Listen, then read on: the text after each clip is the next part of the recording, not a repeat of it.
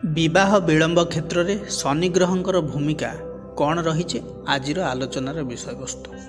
नमस्कार बंधुगण, मु सागर कलाकार सागर संगम यूट्यूब चैनल को आपण मानक स्वागत। विवाह पाई ज्योतिष ग्रह जोग उपर विचार करा जाय थाए। मांगलिक कुंडली नथिले मध्य विवाह क्षेत्र में की बाधा विघ्न उपजे विवाह विलंबित होता है से समस्त जोग उपर दृष्टि देवा निहाती आवश्यक। मुख्यतः शनि ग्रह ही विवाह क्षेत्र में विलंब कराई थांदे।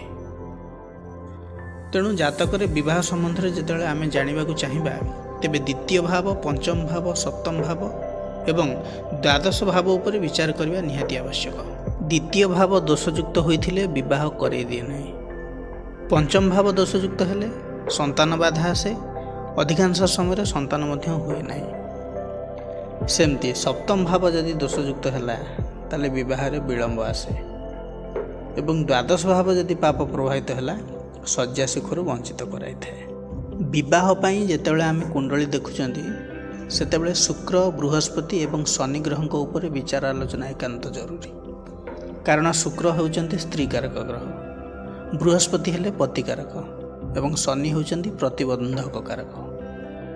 शनि, चंद्र एवं रवि लग्न एवं सप्तम भाव रे समसप्तक जदि होइथांती तेबे विवाह रे बाधा सृष्टि हुए।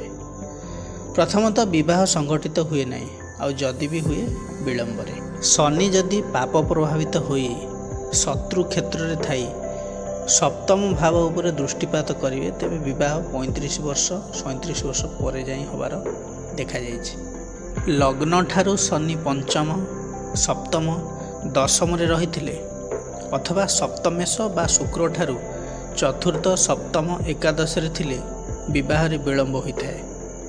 यही प्रतिबंधक कन्या क्षेत्र में घटी थाए, पुरुष जातक पई नुहे। पुरुष जातक रे सप्तम भाव रे शनि विवाह क्षेत्र में विलंब विवाह दे थाए एवं वयस्का स्त्री दे थाए।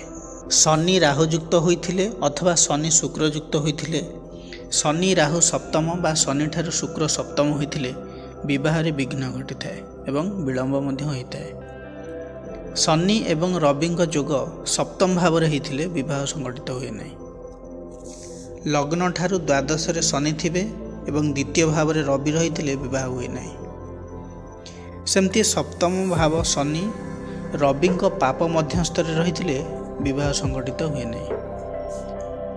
रवि अष्टम रे थिले एवं सप्तमेश जदि दुर्बल होइथांती विवाह हुए नहीं। शनि लग्न रे एवं रवि सप्तम रे थिले मध्य विवाह हुए नहीं। जदि अन्य शुभ जोग थिबो तेबे विवाह विलंब रे हबो। शनि एवं रवि परस्पर एभली दृष्टि रे थिबे जहा द्वारा लग्न एवं सप्तम भाव प्रभावित होइतिबो तेबे मध्य विवाह हुए नहीं। मुख्यतः देखा है शनि लग्न रे एवं रवि सप्तम रे किंबा रवि लग्न रे शनि सप्तम रे रहिले विवाह पई बड़ समस्या सृष्टि करिथांती। एही विवाह विलंब संपर्क रे आज आलोचना करागला शनि महाग्रह विषय रे। सेहीपरि अन्यान्य ग्रह मध्य विवाह रे बहुत बाधा सृष्टि करिथांती। से विषय रे आलोचना करिवा परवर्ती अध्याय रे। रहुछि नमस्कार।